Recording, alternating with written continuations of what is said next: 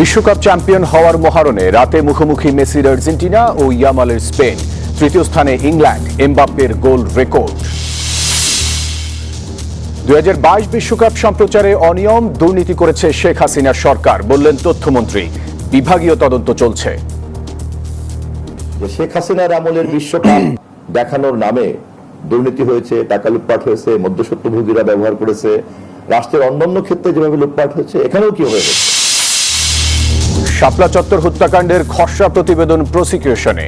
নিহত 61, শনাক্ত 58। আসামি শেখ হাসিনা, সাবেক সেনাপ্রধান আজিজ সহ 41 জন। রিপোর্টটা এখন চিফ প্রসিকিউটর সেটি পর্যালোচনা করবেন। জুলাই সনদ বাস্তবায়ন নিয়ে বিভ্রান্তি ছড়ানোর চেষ্টা চলছে, বললেন ফখরুল। বিরোধী দলকে সংবিধান সংশোধন কমিটিতে আসার আহ্বান। আমার আহ্বান থাকবে যে তারা আসবেন, এই কমিটিতে যোগ দিবেন এবং সংবিধানের যে বিষয়গুলো পরিবর্তন করা দরকার সেই পরিবর্তন করার তারা সহযোগিতা করবে। 24-এর এই দিনে কোটা আন্দোলন রূপ নেয় জুলাই গণঅভ্যুত্থানে। দেশ জুড়ে চলে সংঘর্ষ, প্রাণ হারান শিক্ষার্থী সহ অনেকে। বাংলা সাহিত্যের বরপুত্র হুমায়ুন আহমেদের 14তম মৃত্যুবার্ষিকী। বিষণ্ণ নুহাশপল্লীতে প্রিয়জন ও শুভানুধ্যায়ীদের ভিড়।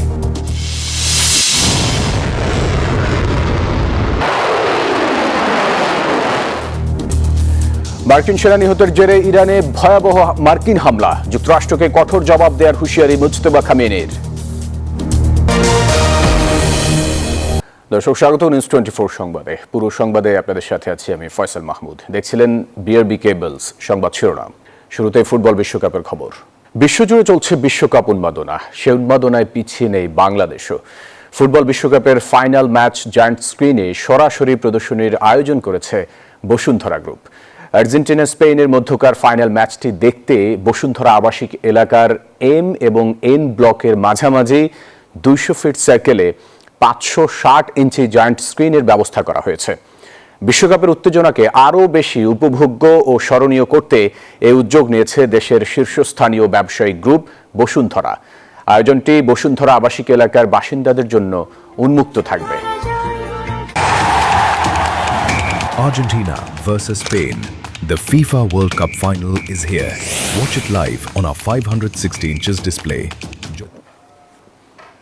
103 ম্যাচের লড়াই শেষে বিশ্বকাপ এখন শেষ প্রান্তে। মেগা ফাইনালে মুখোমুখি শিরোপাধারী আর্জেন্টিনা ও ইউরোপিয়ান চ্যাম্পিয়ন স্পেন। দুই দলের পথচলা ভিন্ন হলেও লক্ষ্য একটাই, শিরোপা জয়। নানা বাধা নাটকীয়ভাবে ঘুরে দাঁড়ানো আর দাপুটে জয়ে ফাইনালে পৌঁছেছে তারা। এখন বাকি শুধু 90 মিনিটের লড়াই, যেখানে নির্ধারিত হবে বিশ্বকাপের সিংহাসনে রাজত্ব করবে মেসির আর্জেন্টিনা নাকি ইয়ামালের স্পেন। আর মাত্র একটি ম্যাচ, তারপরই লেখা হবে বিশ্বকাপের নতুন ইতিহাস।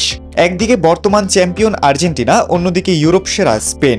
যুক্তরাষ্ট্রের নিউ জার্সিতে মুখোমুখি হচ্ছে ফুটবল বিশ্বের দুই পরাশক্তি। ফাইনালে ওঠার পথটা মোটেও সহজ ছিল না আর্জেন্টিনার। গ্রুপ পর্বে আলজেরিয়া, অস্ট্রিয়া ও জর্ডানকে হারিয়ে শতভাগ জয়ের শেষ 32 নিশ্চিত করে লিওনেল স্কালোনির দল। এরপর নকআউটে একের পর এক কঠিন পরীক্ষায় পড়ে আলবিসেলেস্তেরা।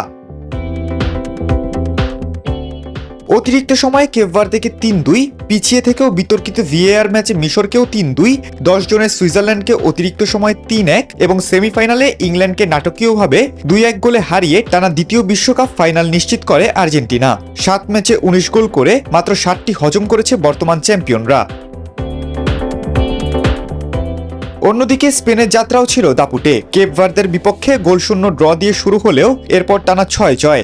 সৌদি আরব ও উরুগুয়েকে হারিয়ে গ্রুপ চ্যাম্পিয়ন হওয়ার পর নকআউটে অস্ট্রিয়াকে 3-0, রোনালদোর পর্তুগালকে 1-0, বেলজিয়ামকে 2-1 এবং সেমিফাইনালে এমবাপ্পের ফ্রান্সকে 2-0 গোলে বিদায় করে 2010 সালের পর প্রথমবার বিশ্বকাপ ফাইনালে ওঠে লা রোহা। পুরো আসরে মাত্র একটি গোল হজম করেছে স্প্যানিশরা। খালিদুল ইসলাম তানভীর, নিউজ 24। বিশ্বকাপের তৃতীয় স্থান নির্ধারণী ম্যাচে মায়ামিতে ফুটবল প্রেমীরা দেখল গোল উৎসব। সাকার হ্যাট্রিকে ফ্রান্সকে 6-4 গোলে হারিয়ে 60 বছরের মধ্যে বিশ্বকাপে ইংল্যান্ড পেল সেরা সাফল্য। ম্যাচে জোড়া গোল করে আসরে সর্বোচ্চ 10 গোল আর বিশ্বকাপে মেসির 21 গোলকে পেছনে ফেলে নতুন রেকর্ড গড়লেন ফরাসি ফরওয়ার্ড কিলিয়ান এমবাপ্পে।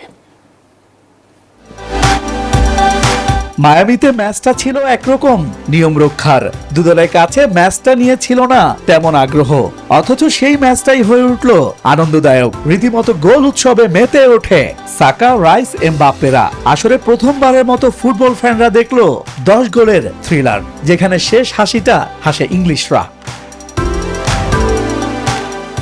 এদিন দুই দলই শুরুর একাদশে 7টি করে পরিবর্তন এনে মাঠে নামে। বল দখল, গতি, ড্রিবলিং আর নিখুঁত ফিনিশিং এ প্রথমার্ধে ছন্দময় ফুটবল ইংল্যান্ডের। ফ্রান্সকে নিয়ে রীতিমতো ছেলে খেলায় মেতে ওঠেন ঠুকেলের শিষ্যরা। 3 মিনিটে অধিনায়ক ডেক্লান রাইসের দারুণ গোলে লিড নেয় ইংলিশরা। 7 মিনিটের মধ্যেই লিড বাড়ায় থমাস ঠুকেলের দল। এবার চোখ ধাঁধানো হেডে জালের ঠিকানা খুঁজে নেন ডিফেন্ডার কোনসা। 37 মিনিটে কাউন্টার অ্যাটাক থেকে রাশফোর্ডের অ্যাসিস্টে সাকা গোল করলে স্কোর লাইন দাঁড়ায় 3-0। প্রথমার্ধের ইনজুরি টাইমে সাকার দ্বিতীয় গোল। 4-0 গোলে এগিয়ে থেকে বিরতিতে যায় থ্রি লায়ন্সরা। বিরতির পর যেন স্বরূপে ফেরে ফ্রান্স।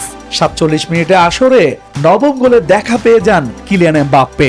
গোল্ডেন বুট জয়ের দৌড়ে লিওনেল মেসিকে টপকে শীর্ষে ওঠেন এই ফরাসি তারকা। 54 মিনিটে এমবাপ্পের পাশে গোল ব্যবধান 4-2 করেন বার্কোলা।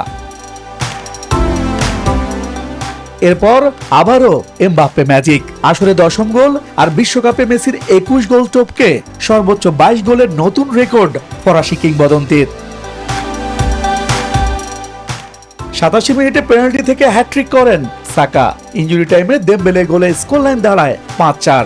এরপর ফরাসিদের কফিনে শেষ পেরেকটি ঠুকে দিয়ে জয়ের উল্লাসে মেতে ওঠেন জুড বেলিংহাম।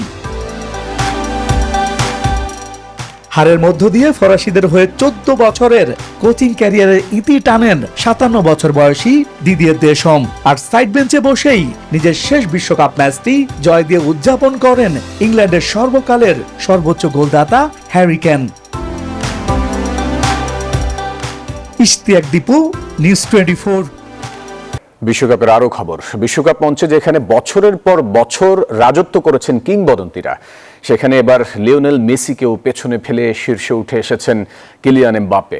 ইংল্যান্ডের বিপক্ষে জোড়া গোলে বিশ্বকাপে সর্বকালের সর্বোচ্চ গোলদাতার আসন দখল করেছেন ফরাসি এই সুপারস্টার। করেছেন মোট 22 গোল। তবে ব্যক্তিগত এই ঐতিহাসিক অর্জনের দিনেও ফ্রান্সকে হারতে হয়েছে তৃতীয় স্থান নির্ধারণী ম্যাচেও। বিশ্বকাপ ইতিহাসে নতুন অধ্যায় লিখলেন কিলিয়ান এমবাপ্পে। ইংল্যান্ডের বিপক্ষে তৃতীয় স্থান নির্ধারণী ম্যাচে জোড়া গোল করে লিওনেল মেসিকে ছাড়িয়ে এখন বিশ্বকাপের সর্বকালের সর্বোচ্চ গোলদাতা এই ফরাসি তারকা। তার গোল 22টি। এবারের বিশ্বকাপেও করেছেন সর্বোচ্চ 10 গোল। এবারের আসরে এমবাপ্পের 10 গোল এসেছে 6 ম্যাচে, 6টি ভিন্ন প্রতিপক্ষের বিরুদ্ধে। গ্রুপ পর্বে সেনেগাল ও ইরাকের সাথে করেছেন 2টি করে 4 গোল। এরপর রাউন্ড অফ 32তেও সুইডেনের জালে জড়িয়েছেন জোড়া গোল। শেষ 16তে প্যারাগুয়ে, কোয়ার্টার ফাইনালে মরক্কোর সাথে 1টি করে গোল করেন। তৃতীয় স্থান নির্ধারণী ম্যাচে ইংল্যান্ডের বিপক্ষে আরও 2 গোল। পুরো আসর জুড়ে ধারাবাহিক এই গোল উৎসবই এমবাপ্পেকে এখন পর্যন্ত এনে দিয়েছে গোল্ডেন বুটের শীর্ষস্থান। যদিও এক আসরে সবচেয়ে বেশি 13 গোলের রেকর্ড এখনও 1958 সালে সুইডেন বিশ্বকাপে ফ্রান্সের কিংবদন্তি জাস্ট ফন্টেনের দখলে। দ্বিতীয় স্থানে 1954 সালে সুইজারল্যান্ড বিশ্বকাপে হাঙ্গেরির সান্দর কোক্সিসের 11 গোল। আর 10 গোল নিয়ে যৌথভাবে তৃতীয় স্থানে আছেন 1970 সালে মেক্সিকো বিশ্বকাপে জার্মান কিংবদন্তি গার্ড মুলার এবং 2026 বিশ্বকাপে কিলিয়ান এমবাপ্পে। বিশ্বকাপে এমবাপ্পের উত্থানের শুরু 2018 সালে। মাত্র 19 বছর বয়সে 4 গোল করে ফ্রান্সকে শিরোপা জেতাতে বড় ভূমিকা রাখেন তিনি এবং জিতে নেন টুর্নামেন্টের সেরা তরুণ খেলোয়াড়ের পুরস্কার। এরপর 2022 কাতার বিশ্বকাপের ফাইনালে আর্জেন্টিনার বিপক্ষে দুর্দান্ত হ্যাট্রিক করেও শিরোপা ছুঁতে পারেননি। আর এবার বিশ্বকাপে ইতিহাসের সর্বোচ্চ গোলদাতার আসনে বসলেও অধরা রয়ে গেল আরেকটি বিশ্বকাপ ফাইনালে খেলার স্বপ্ন। খালিদুল ইসলাম তানভীর, নিউজ 24। 2022 বিশ্বকাপ সম্প্রচারে অনিয়ম দুর্নীতি করেছে শেখ হাসিনা সরকার, এমন মন্তব্য করেছেন তথ্যমন্ত্রী জহিরুদ্দিন স্বপন। সকালে সচিবালয়ে সাংবাদিকদের সঙ্গে আলাপকালে এই কথা বলেন তিনি। বলেন, তদন্ত শেষ হলে প্রয়োজনীয় ব্যবস্থা নিতে দুর্নীতি দমন কমিশন দুদকের সঙ্গে যোগাযোগ করবে তথ্য মন্ত্রণালয়। তিনি জানান, বর্তমান সরকার ফিফার সব পাওনা পরিশোধ করেছে, ফলে রাজস্ব খাতে অতিরিক্ত কোনো চাপ পড়েনি। তবে ভবিষ্যতে বিশ্বকাপ ফুটবল সম্প্রচারকে কিভাবে লাভজনক করা যায় সে বিষয়ে পরিকল্পনা নেওয়া হবে বলেও জানান তথ্যমন্ত্রী।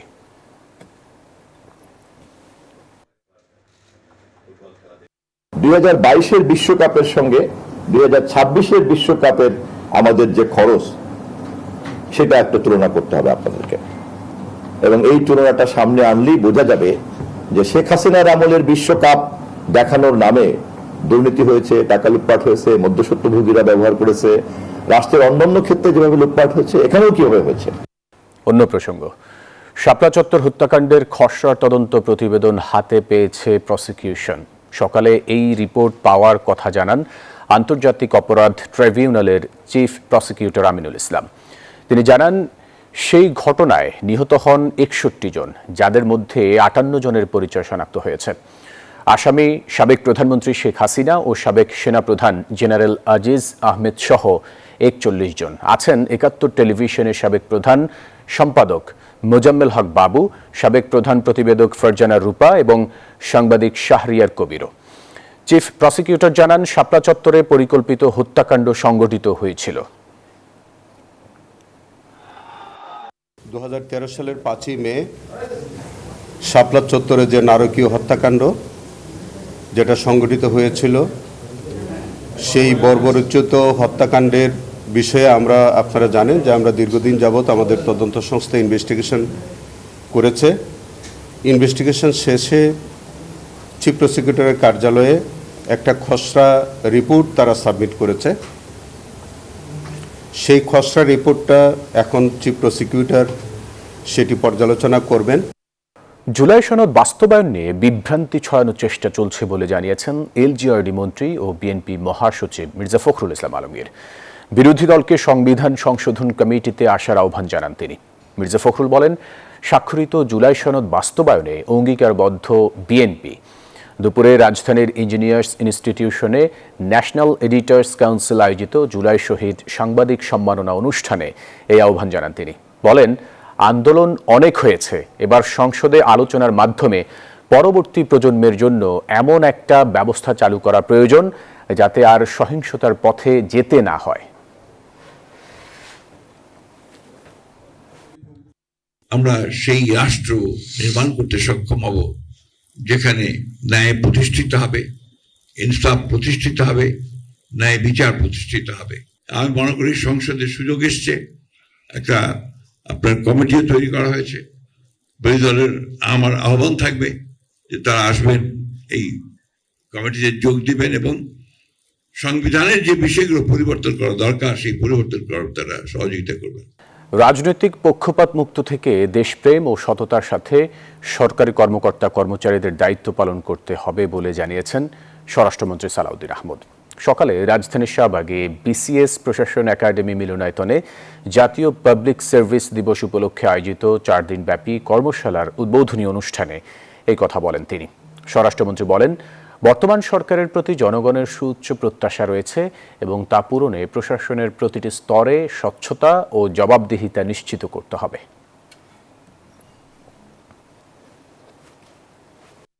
পলাতক সাবেক ভূমিমন্ত্রী সাইফুজ্জামান জাবেদের রাজধানীর গুলশানের 2টি ফ্ল্যাট জব্দ করেছে দুর্নীতি দমন কমিশন দুদক। গত বছর ডিসেম্বরে অন্যান্য সম্পদের সাথে এই ফ্ল্যাট 2টি বাজেয়াপ্তের নির্দেশ দেন আদালত। রবিবার সকাল 10টায় দুদকের উপপরিচালক মশিউর রহমানের নেতৃত্বে গুলশান 2-এর ফ্ল্যাটটিতে এসে পৌঁছায় জয়েন্ট টাস্ক ফোর্স।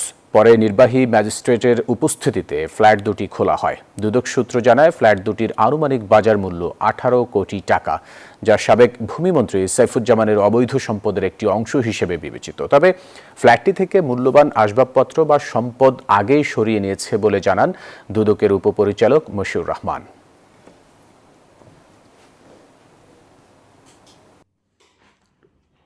19 জুলাই গণঅভ্যুত্থানের সবচেয়ে রক্তাক্ত দিনগুলোর একটি। কোটা সংস্কারের দাবিতে শুরু হওয়া আন্দোলন এদিন আরও বিস্তৃত রূপ নেয়। দেশজুড়ে সংঘর্ষ, প্রাণহানি, কারফিউ জারি এবং সেনাবাহিনী মোতায়েন, সব মিলিয়ে দিনটি বাংলাদেশের রাজনৈতিক ইতিহাসে এক গুরুত্বপূর্ণ মোড় হয়ে আছে। কোটা সংস্কার আন্দোলনে আইন শৃঙ্খলা বাহিনীর হামলা, শিক্ষার্থীদের ওপর দমন পীড়নের প্রতিবাদে ডাকা কমপ্লিট শাটডাউন কর্মসূচির দ্বিতীয় দিন ছিল ১৯ জুলাই। এদিন শুধু রাজধানী নয়, সারা দেশে ছড়িয়ে পড়ে আন্দোলনের তীব্রতা। জেলা উপজেলার রাস্তায় নেমে আসে মানুষ। ঢাকার যাত্রাবাড়ি, রামপুরা, বাড্ডা, উত্তরা, মিরপুর, মোহাম্মদপুর সহ বিভিন্ন এলাকায় দফায় দফায় সংঘর্ষ ছড়িয়ে পড়ে। ঢাকার বাইরে নারায়ণগঞ্জ, নরসিংদী, গাজীপুর, চট্টগ্রাম, কুমিল্লা, রংপুর সহ বিভিন্ন জেলায় সংঘর্ষ, অগ্নিসংযোগ এবং সড়ক অবরোধের ঘটনা ঘটে। থানা, সরকারি স্থাপনা, যানবাহন ও দলীয় কার্যালয়ে হামলা ভাঙচুরের খবর আসে। পরিস্থিতি নিয়ন্ত্রণে আইনশৃঙ্খলা বাহিনী টিয়ার শেল, সাউন্ড গ্রেনেড এবং গুলি ছোড়ে। ১৯ জুলাই ছিল আন্দোলনের সবচেয়ে প্রাণঘাতী দিনগুলোর একটি। বিভিন্ন সময় প্রকাশিত গণমাধ্যম, গবেষণা ও মানবাধিকার সংস্থার তথ্য অনুযায়ী এদিন নিহতের সংখ্যা ৫৬ থেকে ১৭৭ জনের মধ্যে বলে উল্লেখ করা হয়েছে। দিনভর সহিংসতার পর মধ্যরাত থেকে সারা দেশে কারফিউ জারির ঘোষণা দেয় তৎকালীন সরকার। একই সঙ্গে মাঠে নামানো হয় সেনাবাহিনী। এর আগে মোবাইল, ইন্টারনেট বন্ধ থাকলেও যোগাযোগ ব্যবস্থা আরও কঠোরভাবে সীমিত করা হয়। আন্দোলনকারীরা এদিন নতুন করে ৯ দফা দাবির ঘোষণা করে, যা আন্দোলনের রাজনৈতিক পরিসরকে আরও বিস্তৃত করে। ১৯ জুলাই ছিল সেই দিন যেদিন কোটা সংস্কারের দাবিতে শুরু হওয়া ছাত্র আন্দোলন পূর্ণাঙ্গ গণ অভ্যুত্থানের দিকে মোড় নেয়। পরবর্তী ঘটনা প্রবাহের ভিত্তি তৈরি হয় রক্তাক্ত এই শুক্রবারেই। শাহ আলী জয়, নিউজ 24, ঢাকা। গাজীপুরের পিরুজলে নিভৃত নুহাশপল্লী, সেখানে বাতাসের শব্দেও যেন মিশে গেছে এক বিষণ্ণ সুর। বাংলা সাহিত্যের বরপুত্র, গল্পের জাদুকর হুমায়ূন আহমেদের ১৪তম মৃত্যুবার্ষিকীতে স্মৃতি বিজড়িত সেই পল্লীতে ভিড় জমান তার ভক্ত ও শুভানুধ্যায়ীরা। এমনই এক ভেজা বর্ষায় লাখো পাঠকের মন কান্নায় ভিজিয়ে চিরনিদ্রায় চলে যান সাহিত্যের সোয়াচান পাখি। গাজীপুর থেকে মোহাম্মদ জাহাঙ্গীর আলমের তথ্যছবিতে ডেস্ক রিপোর্ট। নন্দিত কথাসাহিত্যিক হুমায়ূন আহমেদের ১৪তম প্রয়াণ দিবস। মৃত্যুর বহু বছর পেরোলেও অগণিত পাঠকের মনে তার লেখনীর মাধ্যমে বেঁচে আছেন হুমায়ূন আহমেদ। সকাল থেকেই গাজীপুরের নুহাশপল্লীতে শ্রদ্ধা জানাতে ভিড় জমান তার ভক্ত ও শুভানুধ্যায়ীরা। অনবদ্য কথাসাহিত্যিকের প্রয়াণ দিবস উপলক্ষে দিনব্যাপী নানা কর্মসূচি নেওয়া হয়েছে। ভক্তদের ভালোবাসা আর শ্রদ্ধায় নুহাশপল্লীর প্রতিটি ঘাস আর লতাপাতা যেন আজও খুঁজে ফেরে তাদের প্রিয় লেখককে। ১৪ বছর পরও হুমায়ূন আহমেদ অমলিন তার সৃষ্টিতে। তার বানানো এই নুহাশপল্লীর অনেক গল্প দেখেছে, অনেক সিনেমা এখানে হয়েছে। এছাড়াও হুমায়ূন কবির স্যারের অনেক বই পড়া হয় হুমায়ূন আহমেদের। বিভিন্ন সিনেমা, তার রচিত বিভিন্ন নাটক, ইভেন তার গানগুলো আমার ভীষণভাবে পছন্দ। শুধুমাত্র আমাদের শিক্ষার্থীরা পাঠ্যপুস্তকের মধ্যে হুমায়ূন স্যারকে চিনি। আমাদের এখানে বাচ্চাদেরকে নিয়ে আসার উদ্দেশ্য হচ্ছে যেন হুমায়ূন স্যার সম্পর্কে তারা যেন জানতে পারে। কথাসাহিত্যিক হুমায়ূন আহমেদের জন্ম এবং মৃত্যুবার্ষিকী পরিবারের পক্ষ থেকেই পালন করা হয় বলে জানান তার স্ত্রী। হুমায়ূন আহমেদের সবগুলো বইয়ের কপি বেশ কয়েকটা জায়গায় আছে, নুহাশপল্লীতে আছে, আরো বেশ কয়েকটি জায়গায় আছে। আর সর্বসাধারণের জন্য উন্মুক্ত কোনো লাইব্রেরি এখনো করা হয়নি। অনন্য সাধারণ এ কথাসাহিত্যিক তার সৃষ্টি চরিত্রের মাধ্যমে বেঁচে আছেন কোটি ভক্তের হৃদয়ে। Desk report, news 24। যুক্তরাষ্ট্র হামলা অব্যাহত রাখলে কঠোর জবাবের হুঁশিয়ারি দিয়েছেন ইরানের সর্বোচ্চ নেতা মুস্তফা খামেনি। এর মধ্যেই জর্ডানে ইরানের ক্ষেপণাস্ত্র ও ড্রোন হামলায় ২ মার্কিন সেনা নিহত ও একজন নিখোঁজ হওয়ার পর ইরানে টানা ৮ম দিনের মতো বিমান হামলা চালিয়েছে যুক্তরাষ্ট্র। এছাড়া তেহরানকে মার্কিন সেনা হত্যার মাশুল গুনতে হবে বলে হুমকি দিয়েছে ওয়াশিংটন।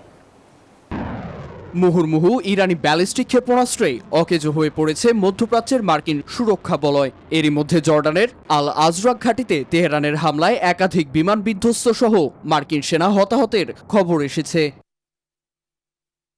চলমান সংঘাতে নিহত মার্কিন সেনার সংখ্যা বেড়ে দাঁড়িয়েছে ১৬ জনে। এতে শোক জানিয়ে তেহরানে প্রতিশোধমূলক হামলা জোরদারের নির্দেশ দিয়েছেন মার্কিন প্রেসিডেন্ট ডোনাল্ড ট্রাম্প। মার্কিন সেনা হতাহতের ঘটনা অত্যন্ত দুঃখজনক। এর মূল্য তাদের চুকাতে হবে। ইরানকে কখনোই পারমাণবিক অস্ত্র অর্জন করতে দেওয়া হবে না। ট্রাম্পের নির্দেশ বাস্তবায়নে টানা 8ম রাতের মতো ইরানের কেশম দ্বীপ, সিরিক ও বন্দর আব্বাসের নানা সামরিক স্থাপনায় হামলা চালিয়েছে যুক্তরাষ্ট্র। হামলায় গুরুত্বপূর্ণ সেতু, বিদ্যুৎ অবকাঠামো ও পানির পাইপলাইন ক্ষতিগ্রস্ত হয়েছে। এতে চরম ভোগান্তিতে পড়েছেন ইরানিরা। এদিকে ইরানের সর্বোচ্চ নেতা মোস্তফা খামেনি সতর্ক করে বলেছেন, আগ্রাসন অব্যাহত থাকলে তেহরান ও তার আঞ্চলিক মিত্ররা যুক্তরাষ্ট্রকে অবিস্মরণীয় জবাব দিতে প্রস্তুত। এছাড়া দাম্ভিকতার বুলি আড়ানো মার্কিন প্রেসিডেন্টের পদক্ষেপকেও মূল্যহীন বলে আখ্যা দিয়েছেন তিনি। নীরব দাস, নিউজ 24। ভারত বাংলাদেশ সীমান্ত পরিদর্শন করলেন ভারতের স্বরাষ্ট্রমন্ত্রী অমিত শাহ ও পশ্চিমবঙ্গের মুখ্যমন্ত্রী শুভেন্দু অধিকারী। ভারতীয় একাধিক গণমাধ্যমের বরাতে জানা যায়, স্থানীয় সময় শনিবার শিলিগুড়ির জুমাগাছে বিএসএফ এর 18তম ব্যাটালিয়নের সীমা চৌকিতে পৌঁছান অমিত শাহ। এরপর বিএসএফ সদস্যদের সঙ্গে মত বিনিময় করেন। সীমান্ত পরিদর্শন শেষে উত্তরবঙ্গের রাজ্য সরকারের সচিবালয় উত্তরকন্যায় পৌঁছে টানা কয়েকটি উচ্চ পর্যায়ের বৈঠক করেন কেন্দ্রীয় স্বরাষ্ট্রমন্ত্রী। এসব বৈঠকে আঞ্চলিক নিরাপত্তা, অবৈধ অনুপ্রবেশ, কেন্দ্র রাজ্য সমন্বয়, নতুন ফৌজদারি আইন বাস্তবায়ন এবং জন্ম মৃত্যু নিবন্ধন ব্যবস্থা নিয়ে আলোচনা হয়।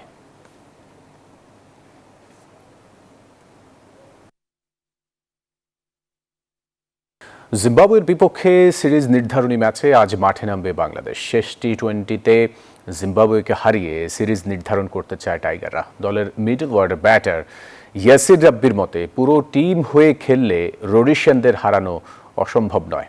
ম্যাচ শুরু বাংলাদেশ সময় বিকেল 4:30টায়। প্রথম টি-20তে 32 রানের হারে পিছিয়ে পড়ে বাংলাদেশ। তবে দ্বিতীয় ম্যাচে ব্যাটারদের দায়িত্বশীল পারফরম্যান্স ও নিয়ন্ত্রিত বোলিংয়ে সিরিজ দারুণভাবে ঘুরে দাঁড়ায় হৃদয়েরা। সেজন্য অলিখিত ফাইনালে মুখোমুখি হবে দুই দল। দ্বিতীয় ম্যাচে জিম্বাবুয়ের পেস আক্রমণ ভালোই সামলেছেন বাংলাদেশের ব্যাটাররা। তবে দলে বড় ধাক্কা হয়ে এসেছে ইনজুরির কারণে স্পিড স্টার নাহিদ রানার ছিটকে যাওয়া।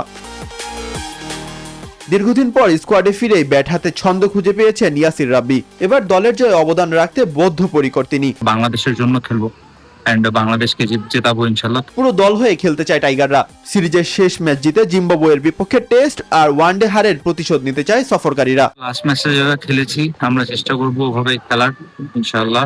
আর পজিটিভ অ্যাপ্রোচ সবসময় থাকবে। আর অবশ্যই আমরা চেষ্টা করবো দেশের জন্য, দেশকে একটা সিরিজ যাতে আমরা যেতে পারি এখান থেকে। বাংলাদেশ ও জিম্বাবুয়ে টি-20 লড়াইয়ে জয়ের পাল্লা ভারী বাংলাদেশের। 26টিতে 18 ম্যাচেই জয় টাইগারদের। জিম্বাবুয়ে জিতেছে 9 ম্যাচে। মাহাদি ইমরান, নিউজ 24। দর্শক, এই ছিল নিউজ 24 সংবাদ। এতক্ষণ সাথে থাকার জন্য ধন্যবাদ সবাইকে।